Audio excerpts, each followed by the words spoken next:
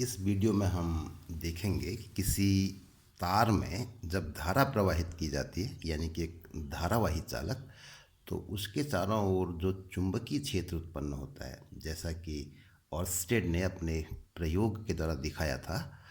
तो उस चुंबकीय क्षेत्र की दिशा कैसे ज्ञात करेंगे, उस संबंध में जानेंगे।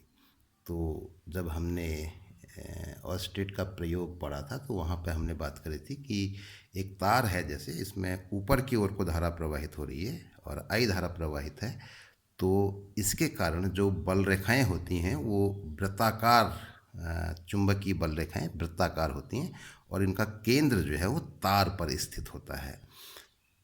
तो इस कारण से जो बाईं ओर चुंबकीय क्षेत्र होगा वो कागज़ के तल में ऊपर की ओर को होगा और दाहिनी ओर जो चुंबकीय क्षेत्र होगा वो कागज़ के तल से लंबवत दिशा में नीचे की ओर को होगा। तो ये हमने वहाँ पर जाना था। अब ये इसको अगर हम एक व्यवहारिक दृष्टिकोण से जानना चाहें तो इस संबंध में 3 नियम दिए गए हैं। मैक्सवेल का दक्षिणावर्त पेंच का नियम, दाहिने हाथ की हथेली का नियम नंबर 1 और दाहिने हाथ के अंगूठे का नियम। तो सरलतापूर्वक इस चुंबकीय क्षेत्र की दिशा को समझने के लिए इन नियमों का उपयोग किया जाता है। तो सबसे पहले बात करते हैं मैक्सवेल के दक्षिणावर्त पेंच के नियम की। तो एक पेंच है ये, जो कील की जगह पे इस्तेमाल किया जाता है। तो पेंच ज़्यादा मजबूत होता है, तो उस कील की जगह पे इसका इस्तेमाल करते हैं। तो क्या करते हैं, इसको कसते हैं। तो कसने के लिए एक निशान इसमें होता है, तो इस निशान में इस पेंचकस को फिट करते हैं और फिर घुमाते हैं। तो घुमा के इसको जो है कहीं पर भी कसा जा सकता है। तो अब थोड़ा सा कॉमन सेंस का अगर हम उपयोग करें, तो अगर इस कील को कसना है तो इसको दाहिनी ओर को घुमाते हैं, ऐसे दक्षिणावर्त दिशा में क्लॉकवाइज घुमाया जाता है। और अगर इसको ढीला करना है तो फिर इसको एंटी क्लॉकवाइज इस दिशा में घुमाते हैं।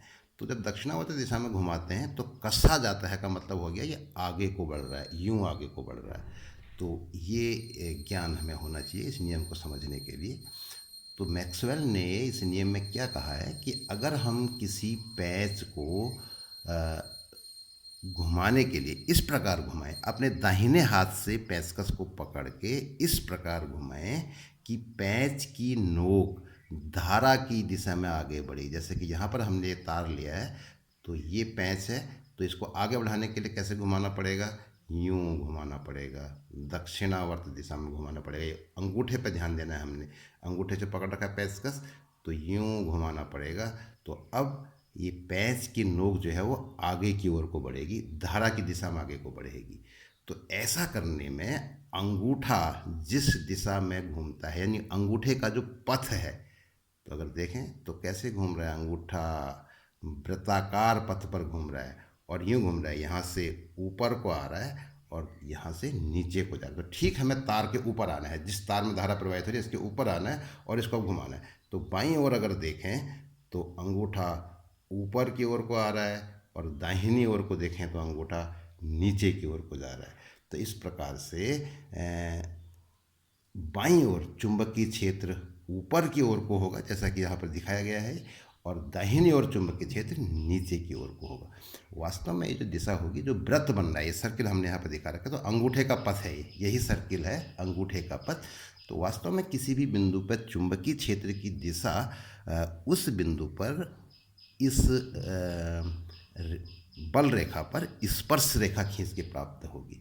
तो आप जैसा हम देखें, यूं है ये वृत्त, ऐसे है, तो अगर कागज़ के तल में ठीक, तो कागज़ का तल उस वृत्त को बराबर 2 भागों में बांटता है। तो यहाँ पर अगर चुंबकीय क्षेत्र चुंबकीय बल रेखा पर स्पर्श रेखा खींचे तो सीधे ऊपर की ओर को होगी, और यहाँ अगर स्पर्श रेखा खींचें तो कागज़ के तल में नीचे की ओर को लंबवत दिशा में ये दिशा होगी। तो इस तरीके से मैक्सवेल के दक्षिणावर्त पेंच के नियम का उपयोग करके हम चुंबकीय क्षेत्र की दिशा ज्ञात कर सकते हैं। दूसरा नियम है दाहिने हाथ की हथेली का नियम, नियम नंबर 1। यही नियम फिर एक जगह और इस्तेमाल किया जाता है, उसको नियम नंबर 2 कहते हैं, उसकी बाद में चर्चा करेंगे।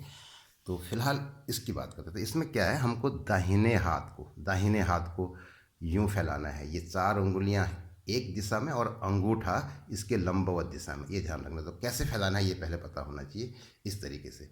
अब इसमें क्या करना है हमको कि अंगूठे को धारा की दिशा में कर देना है। ये तार में धारा ऊपर को थी तो अंगूठा हमने यूं कर दिया, और ये उंगलियां उस बिंदु की ओर होनी चाहिए जहां पर हमको चुंबकीय क्षेत्र याद करना है। ये इस तरीके से, तो ये है इस पोजीशन। हमारी उंगलियां इस समय इस बिंदु की ओर को हैं जहां पर चुंबकीय क्षेत्र ज्ञात करना है, और अंगूठा अब थोड़ा रेंज से बाहर है तो अंगूठा यूं है।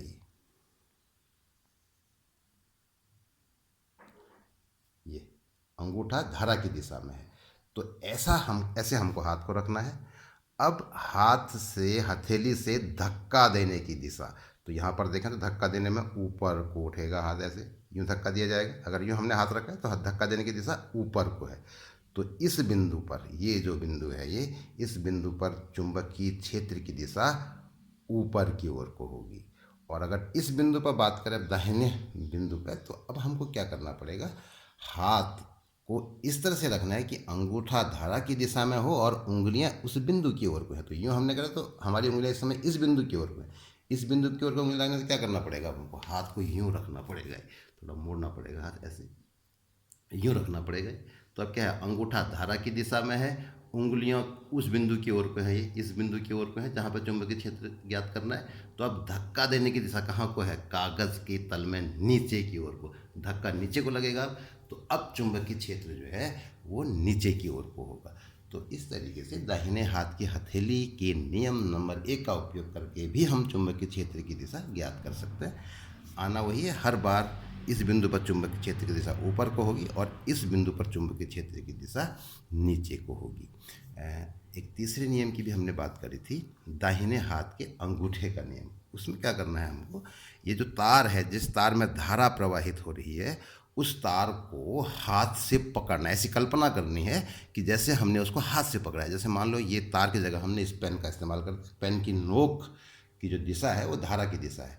तो यूँ हमने इसको पकड़ा, ऐसे पकड़ना है, जैसे पकड़ते हैं सामान्य तौर पे, यूँ पकड़ लिया। तो इसमें क्या है कि अंगूठा धारा की दिशा में है। ये पकड़ने का तरीका ये होना चाहिए, अंगूठा धारा की दिशा में है। तो ऐसा करने में हमारी उंगलियां जिस दिशा में हैं वो चुंबकीय बल रेखा को प्रकट करता है, यानी कि चुंबकीय क्षेत्र की दिशा को प्रकट करता है। तो वास्तव में अगर देखें हम, हमारा हाथ, ये जो बाकी उंगलियां कैसे हैं, ये हैं, ये ऐसे, ये बन रहा है सर्किल, ऐसे ये इसकी, ये इस ओर को यहाँ से शुरू करना है, ऐसे ये। तो हाथ की उंगलियां वृत्ताकार शेप में हैं। तो इस तरीके से ये बल रेखा को व्यक्त करती है, यानी कि चुंबकीय क्षेत्र की दिशा को व्यक्त करती है। तो इस तरीके से इसको दाहिने हाथ के अंगूठे का नियम कहते हैं। तो दाहिने हाथ से हमने तार को पकड़ना है, इस प्रकार पकड़ना है कि अंगूठा धारा की दिशा में हो, तो हमारी उंगलियां जिस तरह से मुड़ी होती हैं तो वो जो है चुंबकीय क्षेत्र की दिशा को व्यक्त करती हैं। तो ये 3 नियम किसी धारावाही चालक के कारण उसके चारों ओर जो चुंबकीय क्षेत्र उत्पन्न होता है, उस चुंबकीय क्षेत्र की दिशा को ज्ञात करने के लिए दिए गए हैं। तो हमको इन 3 में से किसी एक का उपयोग करना है, जो हमको सबसे ज़्यादा सूटेबल लगता है, उसका उपयोग करके हम चुंबकीय क्षेत्र की दिशा ज्ञात कर सकते हैं। तो इस वीडियो में इतना ही।